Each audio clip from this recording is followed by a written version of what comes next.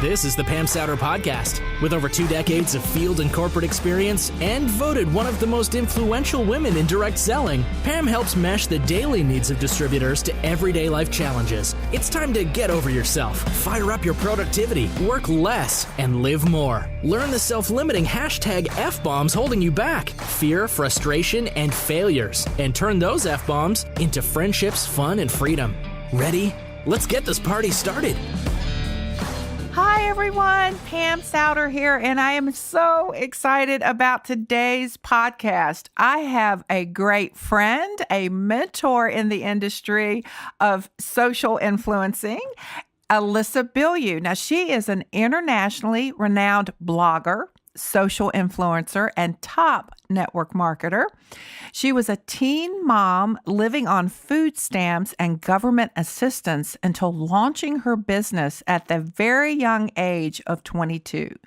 She has discovered a true passion for giving back, helping others. She shines unapologetically in who they are while making a difference in serving others to not only transform their physical health, but to also build wealth and financial freedom.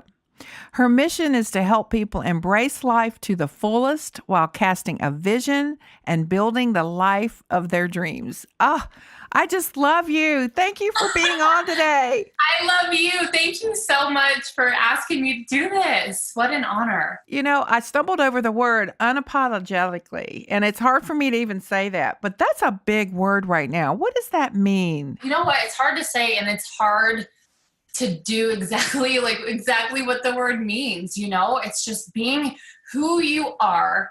You don't have to be who the world wants you to be. You have to be yourself and shine in that and stand strong and stand boldly in that. And don't apologize to anyone for being exactly who God designed you to be. And you know, we all have different core beliefs. We have different gifts from God. We have different hair. Let's talk about it. Different bodies, different everything. No one person is the same. And I even heard that there's not a snowflake like any other snowflake. We know that. There's not a zebra. I was just in South Africa that has the same stripes as another zebra. And they call them zebra, by the way, which I kind of like that name. So we are all different. We're all unique, and we're all so blessed to be here. And when I think about what you've done in your life, what was it like, Alissa, being 22 and being on food stamps? Most people would look at you today and say, no way, that had to just be a short period of time. What was happening? Oh my gosh. You know, I was just talking about this today, that just never forgetting where you come from. And looking back when I was just so young, I remember being just so scared as a young mom. I know I always wanted to be a mom and have so many babies, but at a young age, you know, it's so terrifying. And then you don't realize, you know, what all comes with being a mom and raising a child and the expenses that come with that. And, you know, I was working 2 to 3 jobs always, raising Harper. And it was so hard. And I kept pushing and I kept trucking along because I'm like, there's something more. And I always knew that there was something more. And I was ashamed to be living like that because I just always knew in my core that I was designed for something bigger. And it was hard, you know, just losing my hair from stress and anxiety. I would just be sick all of the time. I was in and out of the hospital all the time because of what that was doing to my body. And, you know, there were so many times where I would just cry out and just beg and beg and beg for, you know, what's next? What can I even do from here? And it's hard when you're in that place because you don't see that it's a part of your story, you know, and it's happening for you. It's not happening to you, but when you're in it, you don't see that. And so every day I was just trying to get by. You know, a lot of people are in similar situations, and Alissa, they stay there. They don't see a way out. How did you said you knew something was more for you, but how did you actually have the energy to step up and look and actually look around and say, okay, I could be a blogger? How did you get started on that path? Oh my gosh. Well, first of all, everything that God has for you is on hold until you're ready to receive it. And I was in a place where I was so ready to just receive that. And it would have been maybe easier to stay where I was. Comfort is it kills so many people's dreams, and just settling, it kills your dreams. And I wasn't ready for that. I was never afraid to work hard, and I was never afraid to just go after what I wanted. And being in that place, I knew that something had to change. But how did you say, all right, I have a voice here, but you're living on food stamps, but you have a voice, and you started blogging and working your way out of that. So how did that happen? The craziest thing is, I had moved away. I moved away to go be with my ex-husband now, about 2 hours away from where I was living with Harper. And we had moved there, and it was away from family now. And so it was just us. And I was like, what can I do so that our family still feels involved in our life? And there was a few bloggers that I had always followed, and I still follow them. It's so insane. And you know what? I just started writing about the things that we were doing, on the weekends, or crafts that we were doing at home, or just cheap little crafts. And we would just go out to the park and take pictures. And we always did things that were so cheap because we were broke. But of course, online, no one knows you're broke. And so I was just always sharing bits and pieces of my life. And, that following started to grow. And I was like, it was such a crazy concept to understand. It's so incredible that people were so intrigued with how we were living our life. And I just kept on blogging more. And as I kept on doing that, staying consistent, I was putting content out about 5 days a week. And that consistency grew into so many incredible opportunities, working with other bloggers, partnering up with them, working with incredible brands, from Old Navy to Target to Boogaboo Strollers to Love Your Melon, to everything that you can think of. I had the chance to be partnering with them, and they would send free product and exchange for posts. And I only did things, that I was very passionate about. But that's kind of how I got started in blogging, is just starting thinking about our family back home. And it completely opened so many doors. So you've also, in your resume here, you have social influencer. We're hearing influencer everywhere. We're hearing, build your brand, be an influencer. Everybody wants to be one. There's so many people coming at us with this. What does that mean?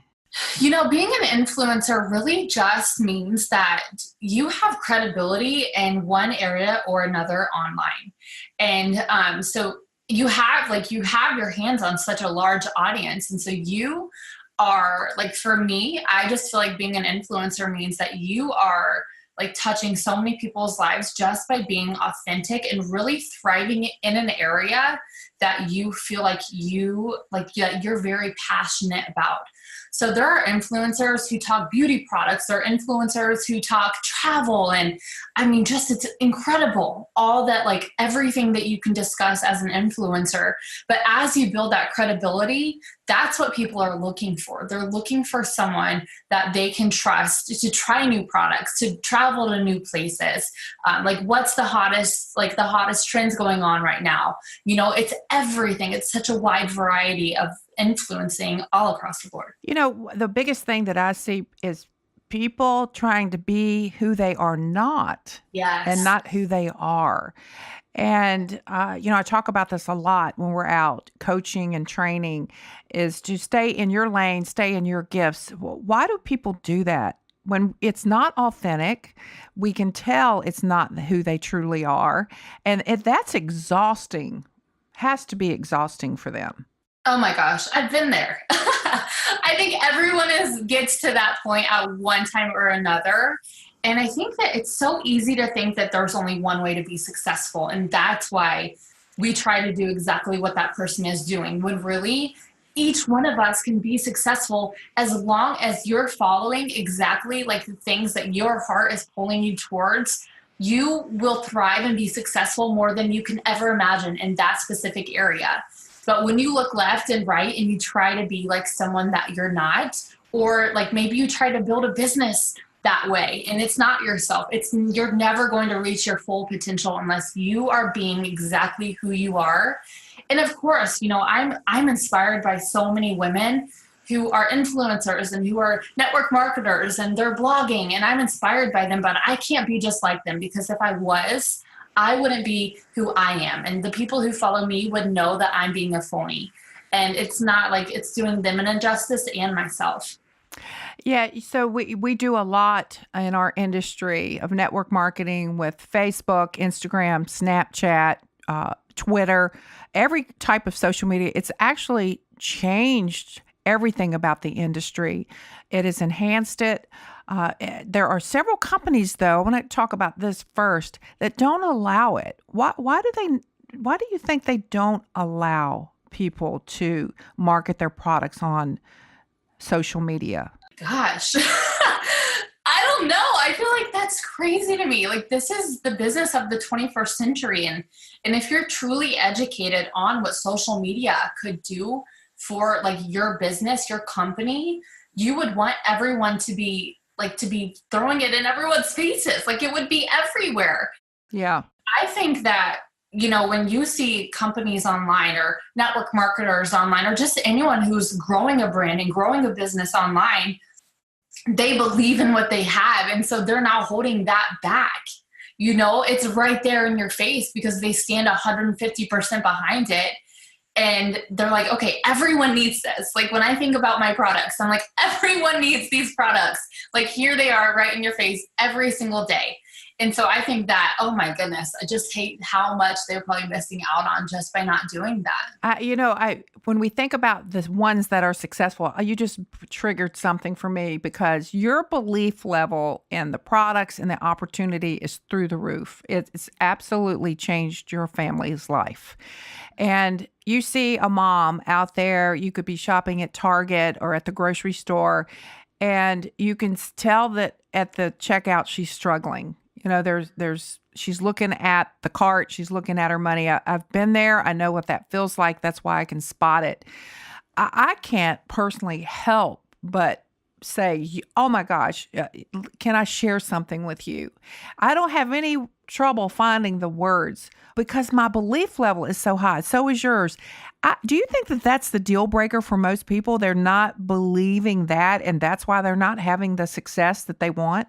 Yeah, I think it's the belief of failing. And I think it's also the rejection, like the fear of people telling them no. That rejection, I think, is almost as equal as, that fear. And so I think that I read this book, it's called Go for No. And our team did a huge month challenge on it, because when you go for no, you right in that moment, you're choosing to not think about yourself.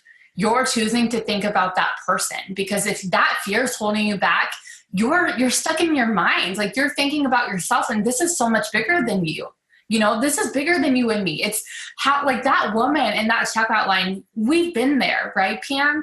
So we know what that feels like. And not telling her about this opportunity, that you never will forget her face. You never forget the face of the person that you don't introduce the business to. And so I think that, even if she does say no, it's just knowing that you took that 5 seconds of courage to reach out and to say something and to listen to her. People want to be heard, and just in a 5-minute conversation with someone, you can know so much about them and you can direct them on the right path. But if you don't take that 5 seconds of courage and just walk up to them, think of what you could truly be missing out on. And typically it's that very person that you're feeling that nudge to say something to. And that nudge could be somebody comes in and says a nice little comment on your Facebook or your Instagram, and you don't have the courage to reach back in there and say, hey, thank you for that. What are you interested in? And, I always say this, posting is not asking. And when you hear me say that, what comes to your mind? Mm-hmm. Oh my gosh. I just think, I think about just like awful advertising, like buy my keto coffee or buy this and buy that. But you have to, posting isn't asking, but also you have to make sure in your posts that it's more than just like a product post or more than just a business opportunity post. People are looking for like an emotion. How does your post make them feel? Are you making them think? Like, are you talking about dreaming when you're talking about an opportunity? Are you like swirling in their mind different ideas of things that they're wanting in their life? And I think that building authentic relationships online happens when you're yourself online, because you're going to attract people who are just like you and you have so much in common with them. And that's how you truly grow a business. You grow a brand, you grow your influences by being yourself and attracting those same people in. And you win all around when you do that. We talk about that a lot when we say, okay, in the beginning of your business, a lot of times the people that come in don't work. They don't post, they don't ask, they're not engaging. And I firmly believe it's because your confidence level is not there. Your belief level is not there. And as you grow and move through it and start to gain that confidence and that energy of belief, different people show up. And so that's what you're talking about, isn't it? If I'm a dud, am I going to get duds, Alissa? Yes. What you think is what you're attracting into your business. And so for me, in my mind, I'm attracting 9s and 10s into my business. I'm attracting people with influence. I'm attracting people with a great work ethic because I am those things. So who you are is what you will attract. So if you're spending your time watching TV and maybe working your business about 30%, guess what? You're going to sign those exact same people, because that is what, like, you're surrounded by that energy. You're going to bring those exact people right in. And I think about people posting, Alissa, exactly what they don't want. They post, hey, this is a side gig. Work 15 minutes from your phone. That's your advertisement. That is your advertisement for your business. And so here they get people that believe it's a side gig and they spend 15 minutes on their business and they wonder why it's not growing. People these days are so afraid that no one will put the work in that it takes. And so like in our minds, that's when you see a post like that person is probably thinking like, no one's really going to put in the time that it takes to build this success. So I'm going to make it seem like it's really easy. And like when they start, they're probably not going to put that time in anyways. But I'm like, like I will tell you what I had to do to get to where I am. But I wouldn't change it. So I'm not going to sit here and tell you that, an hour a day working your business is going to build you a multi-million-dollar business. But I will tell you exactly, like whatever your goals are, I will tell you exactly what it's going to take for you to get there. Because, if you're wanting to make like $5,000 a month, I will coach you and teach you and train you towards that. But I'm not going to sit here and tell you that the success you're wanting is going to come easy, because it isn't. That like success doesn't come easy. It's just consistency, day after day after day, taking action every single day. That's how you build a business. You don't build a business by working social media 15 minutes a day.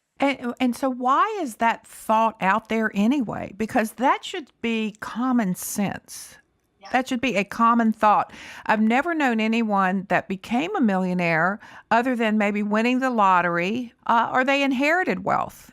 But somebody worked for the wealth that they inherited. Oh my goodness. You know what? That's just what they call like the poor man mindset. And I think that one thing that you have to do if you're wanting a true life of wealth and success is you have to restructure your financial blueprint. I know that that's something that I've really have spent time on, and Secret of the Millionaire Mind has done that for me. That book has made me, I've read it many times, but it's helped me transform my thinking. I used to think like that, Pam. I used to say like, no one really works hard, like those types of things. I had such like poor man thinking, where like when you would see like a big house or you would see like a nice car, you're like disgusted by it. And you're like, oh, they probably won the lottery, or, oh, their grandpa probably passed them all that money. But now I've learned just from reading that book how to switch that mindset. And like when you see like a gorgeous woman running down the beach and you're like, oh, she's so beautiful. You're like, bless that body, like bless her body. And, like bless that beautiful house, bless that car. And just like identifying that, like, okay, they must have worked really hard.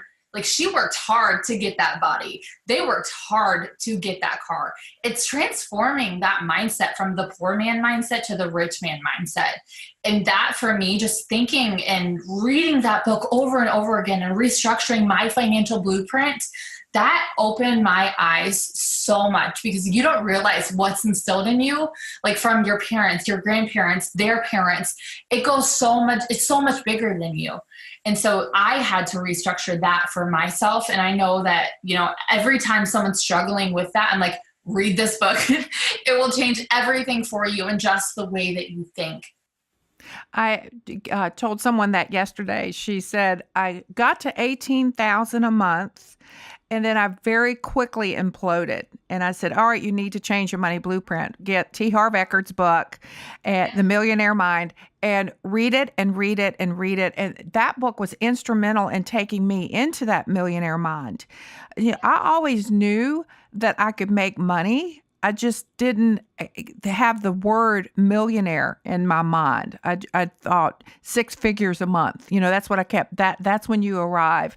And we all work on it. I remember several people throughout the years getting to a certain level of income, like $3,000 a month, and then later finding out that that's what they made teaching. They get there with network marketing, but then that's what they made teaching, so they get stuck.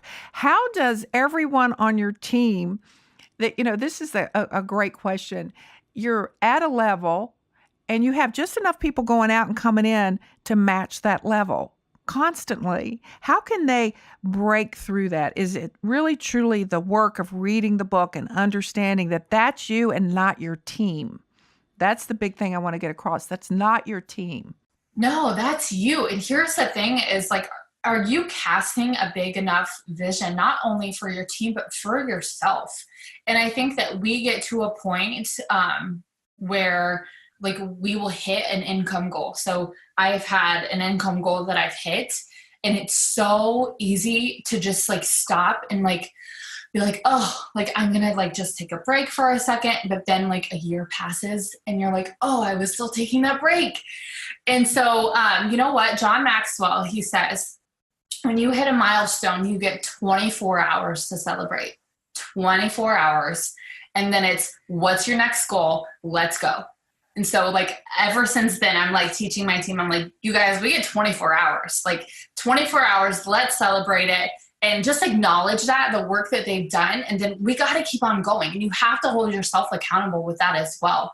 Because if you don't, you'll find yourself like in this celebratory mode for a year. A year passes and now you could have even fallen. You could even be making less or staying the same. But in order to break through that ceiling, you have to be able to know what vision are you casting for yourself. What is your next income goal? And don't be afraid to write it down. You cannot be afraid of it. You have to look at it as you standing over it, not as it standing over you. Yeah. Allow it. One thing too, whenever I would see somebody with a beautiful home or a body, I'm like, I'm not judging. I'm running up going, how'd you do that? It's like I saw my trainer one day. I just said, I need a new trainer. And at lunch, and I go to right next to where we had lunch, and there stands Dexter. And I look at him at first and I'm like, wow, I want to look like that, because I could tell he was a little older, not quite my age, but a little older. And he turned around and first thing, do you train people? He goes, yes, ma'am, I do. I said, well, I want you to be my trainer. And we met the next day. And just like, wanting the big house, I'm like, can I walk in it? Can I feel what this would feel like? Can I imagine being in this environment? So honor those things that come in your path, such as you see someone in your business that is where you want to be. A lot of people will start saying, "Oh, they got there because they have so and so," or they start judging them in the most negative of ways. What are some of the things that you could say to somebody to help encourage them to understand and be self-aware of that they're sabotaging themselves when they should celebrate that success and be inspired by it and not judge them by it? I think that that's where the belief kicks in. They probably aren't believing in themselves like they should. They're probably comparing more than they are celebrating that person.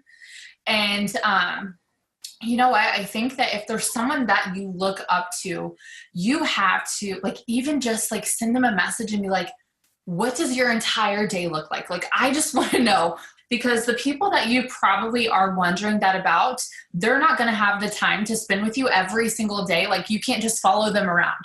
So you just have to ask them, what does your day look like? Or if you're going through something in your business, chances are they've been there, they've been through that. So ask them, what did you do when you were in this situation? Or how did you overcome this? Or what does your morning routine look like? Asking is how you're going to get those answers on exactly what the people you look up to do every single day. I'm reading a great book. It's called My Morning Routine. And I love it. It's all these successful people and just how they start their day. And, these are all habits that we create. And I love the fact that they said it didn't matter what time you got up, because a lot of people, you got to get up early. Well, some people just don't want to get up early. They're not night owls. They stay up a little bit late. And I loved it. It's not the time that you get up, but what you do with it the moment that you get up. And setting those standards in the morning, such as taking care of you. The most important thing is taking care of who you are and cherishing that morning time. And for me, it's like reading from an inspirational book, maybe doing a little bit of meditation. I've developed a habit of going and sitting in the hot tub. It just opens up every bone in my body, and I'm out there about 15 minutes. I'm like, this is bliss. What are some of the things you do in the morning? Oh my goodness. So the first thing that I do is as soon as I get up, so I don't set an alarm, but as soon as I wake up, I do Mel Robbins 5, 4, 3, 2, 1. There's something in there, and she's like, do you think Oprah's laying in bed scrolling through her emails? And that stuck with me so much, because I used to just wake up and scroll on my phone. I mean, we're all guilty of it, but just thinking, I'm like, Oprah is not laying in her bed right now on Instagram. We gotta get up. I like to read for a little bit, and I journal for a little bit. So I've been trying, before I'm getting on my phone in the morning, I'm doing a brain dump. So I'm like, okay, what is on, what's on my heart? What's on my mind? How am I feeling? I'm getting all of that written down. And then I learned a lot of this through my Miracle Morning. So that's something that I've kind of implemented throughout my life, the past few years. And then I'll have a cup of coffee, and I'll write down, what do I need to do today? What are my biggest tasks that I need to accomplish today? And then I do my affirmations. I have a journal. It's called the 5-minute journal, but it goes through your gratitude, your affirmations. What are you most excited about for your day? It seriously does take 5 minutes, and I love it. I love doing that. Harper even has one that she does now. So she does it in the morning, and then at night you do the same thing when you go to bed. It's 5 minutes before you go to bed. What do you love about the day? What could have made the day better? So I love doing that. But I think, putting yourself in the state of mind, just really opening your mind for more for the day. So that's where your affirmations come in. That's where your gratitude comes in. And then, I make my coffee, I read a little bit, and then I start really crushing the day probably around 10:30. So I'll get ready, I'll go work out, things like that. And then my day really begins work mode around 10:30. I love that. I used to start around 11. I would get everything done in the house, make the bed, get the house cleaned up, start some laundry. And I love the fact that you're taking care of yourself in the morning in your house like that. There were these moments in my business where I was maybe sleeping 3 hours. I was my worst at my health was the worst it's ever been. I was the heaviest I'd ever been. My relationships all around me were like failing. It was everything, everything was impacted because I wasn't putting me first. And just, this, like putting yourself first changes everything. It changes your energy levels. It changes the way you treat, like you're treating people. It changes everything. And yes, I think that, if you don't take care of yourself, you're not going to be good enough to take care of anyone. I agree. And, sharing that with people gives them a sense of hope because they think, Alissa, that we have got to work 24/7, not spend time with their family, sacrifice everything to make this successful. And that's just not true. What's the best thing that you could say to someone that's struggling with those thoughts? And what are some of the things that they could do every single day? You said be consistent, be persistent, that could really catapult their business. I forget who it was, one of my girlfriends, because I struggle with this. It was to a point, in my business where everything around me crumbled except for my business. And I had this moment, and I was talking to a girlfriend, and she said, this is something that I just learned previously from TD Jakes. And it has stuck with me ever since, and it has just changed everything for me. But she says how he describes it is that you're juggling all of these balls, okay? And like one is your relationship, one is your kids, your business, your home. It's all of these things. So you can make a list of the things that like are just mean the most to you in your life, okay? And they're all being juggled in the air. Every single day, one of them will drop, no matter what. You are not going to be able to give 100% to all of those things every single day. It's just isn't going to happen, okay? One will drop every day, but here's the thing. You never drop the same one twice in a row. And so that for me, I was like, oh my gosh, like it just gives you we're so hard on ourselves. And then like when we try to be perfect in all aspects, nothing's at 100 when we try to give it 100, right? And so when you let one drop, so like, let's say that like me and Harper, we got in an argument. I'm not being the best mom. Like, it's just, parenting is so hard in general, but like I dropped that stinking ball. Like yesterday, I dropped it. I dropped the ball. Okay. Today, you better believe I'm giving 100%. I'm not dropping that same ball twice. And that just gives you hope that, listen, it doesn't always have to be perfect. You're going to screw up. Like there are going to be days where you just can't give 100% to your business. There are going to be days when you're not a great girlfriend. You're not a great wife. That's okay. The next day, let's make up for it. You're going to be 100% wife, 100% girlfriend, boyfriend, husband, whatever it is. But we're not going to drop that ball twice in a row. And that for me, just like imagining that, because like when there are days I'm like, oh, like one of them's dropping, which one is it going to be? But it takes that pressure off of you because it's not going to be perfect. Life shows up. And, it's how I know that if, let's say we drop the ball of work and we drop it one day and then the next and then the next thing you know, a month goes by and you haven't done anything. And that's when the guilt sets in. All right, so let's talk a little bit about social media. What's your favorite platform right now? Instagram all the way. You know what? I just it just is growing so much as far as, I don't know, maybe it's just because I've just am every day just learning how to really be myself online. And I think that for me, like my right now, because it goes back and forth between Facebook and Instagram, but right now I feel like I'm touching the most people on Instagram. My engagement's crazy high. I'm like meeting people every single day. And that for me, that platform right now is my favorite for sure. And I'm loving seeing just so many people growing and just really being themselves. I feel like you get such I don't know, it's a different vibe than Facebook has going on right now. And I'm loving it. A lot of people are, and it's really creating a huge business for them. What are some of the things that you could tell somebody brand new to Instagram or to the business? What could they do today? Getting off this podcast, give me something.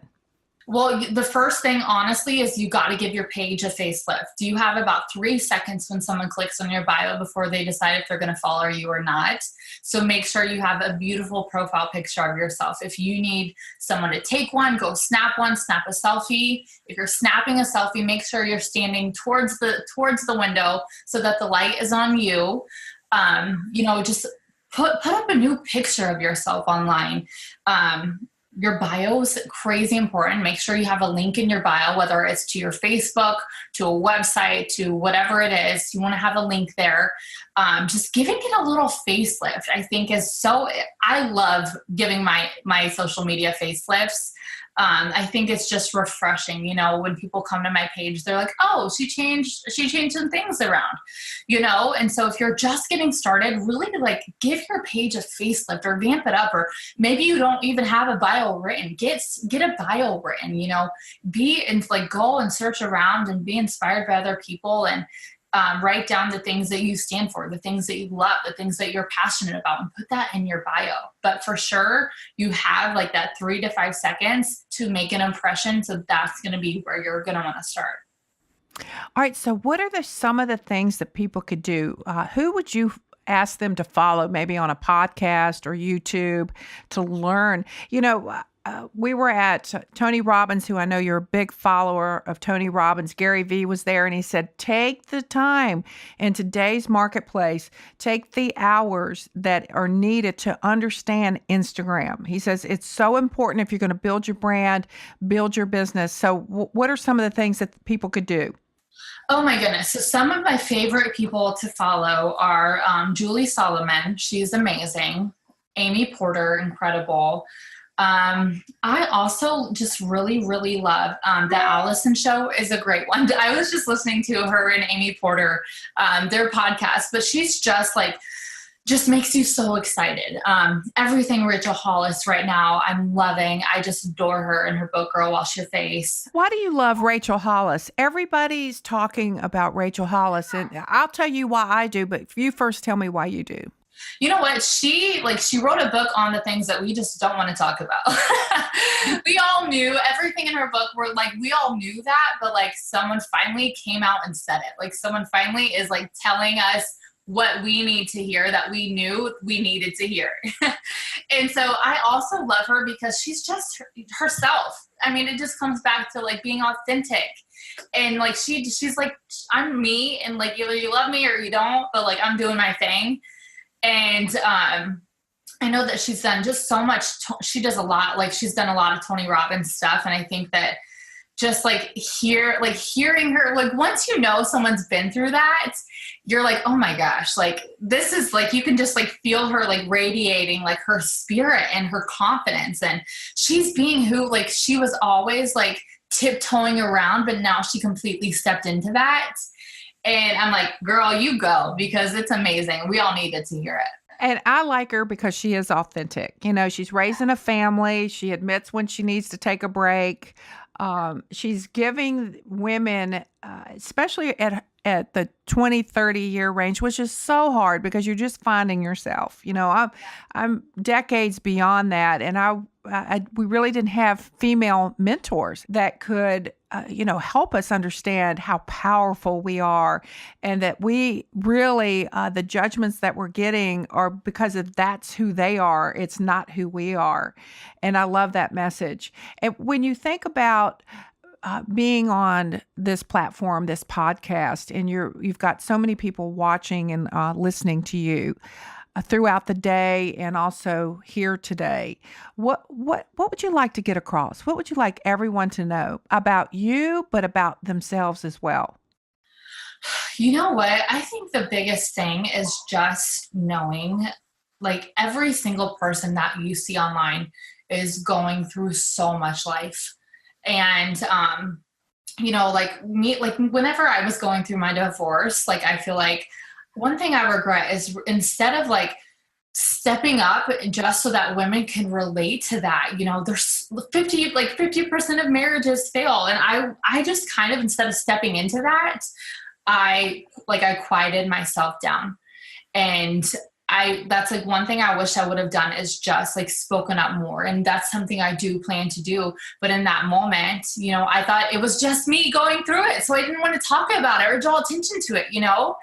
And so, but I think just realizing like every single person is going through so much life, and like we all have something to say. And as long as what you want to say is going to impact someone else, then you better say it, because you never know like what that person needs to hear. And I think just doing that, you offer people so much hope, and just sharing like your life experiences and sharing the things that are going on in your business. Like, let's not always talk about the good things. Let's talk about like the time where we like reached out to 100 people and like everyone but one person told us no, or we made a really bad decision and a really bad business mistake. Let's talk about those things too. And so it doesn't always have to be perfect. And I'm talking to myself as well, because we have like this desire to paint this beautiful, perfect picture of what our lives look like. But like little do you know what really is going on. And so those are what, like, that's why people are growing so much at like an authentic marketing, is because they're saying the things we want to say that we don't have the courage to say. They're giving us permission to be who we are. Like, people are in our shoes and we aren't alone. And so we have to remember that we all have something incredible to say, and things that are just put on our hearts that we have to speak up. You know, one of the things, this brings to mind a couple of people that I see, always perfection. You know, always perfection. And I think about, for them, it's got to be so hard, Alissa, because it's not perfect. You can't have the perfect hair, makeup, clothes, kids, house, car. It's not true. It's not authentic. It can't be. If it is, wow. You know, there are days when, I don't really want to get on. My hair is not good today. However, I still do it. So what could you say to them? Because to me, it's just, there could be showing more vulnerability, I believe, for them would increase their opportunity. You know what? It truly would. But also, I think that we're just like so afraid of what people think about us. Mm-hmm. I think that's one of the biggest things. I know that's for myself. I used to always be so worried about what everyone would think about me. Like everywhere I went, I'm like, they're like, when I walk into a room, all these people are like, it's like, you think this magnifier is on you. Are they looking at, and they're not even thinking about us. You know what? Tony Robbins stood like screaming in front of my face one day, and he was like, nobody thinks about you. I'm like, it's so true. Like, no one's thinking about you. You know what I mean? Like, when you're online, that's like your chance. It's like, when you think about it, that's like your chance to say what you want to say. And like, people are like fools. Like, they know that your life isn't that perfect. So I think that you just like, at one point, you just like, you look silly, because they're like, okay, like, her life obviously isn't that perfect. And then you think about like, what's really goes on? Like, that isn't how life is. And I think that the fear of what people think about you is so huge, especially, you know, when you're in a position to have an impact on other people, you know, when you have influence, when you do have so many people watching you, but you're not relatable. And people want to feel relatable. They want to feel just like you. They want to know that you're human too. And so I've had to learn this, and I've had to realize, like, people aren't like, they're not thinking about me. Like, they don't really care. But what I can do is, like, when you step out of like painting this perfect life and this perfect picture, that's when you can kind of just like scratch away the perfectness. And then here comes the not so perfect pieces of you that you're so relatable with, whether it's like parenting or relationships or business or like whatever it is. Someone needs to hear what you have to say that you're not saying, that you're masking with this perfect life. And you're missing out on such a huge chunk of people that truly, truly relate to you than like this perfect thing that you feel like you have to be. Well, I just think about that kind of pressure to constantly feel like I need to be on like that. So we just want to give everybody a break and say, hey, come on. We give you permission to be authentic. And we want to see that side of everybody. Oh my gosh, I could talk to you forever and ever. Gosh, thank you so much. You know, you're so successful in everything that you touch. And we just want to watch you grow and grow and grow. And, I know that so many people follow you. You're just always bringing light with that big, bright smile of yours. So, Alissa, thank you for today. Thank you for showing up and being authentic. Yes, I love you, Pam. Thank you for having me. All right. Goodbye, everyone. Thanks for listening in today. I hope that you got as much out of this as I did. So thank you, Alissa. Thanks for listening to this episode of the Pam Souter Podcast. Be sure to check out my website at pamsouter.com. There you can get inspired, listen to more podcasts, read and submit Ask Pam questions that could be featured on an upcoming podcast episode. Be sure to follow me on Facebook and Instagram. And as always, much love and appreciation.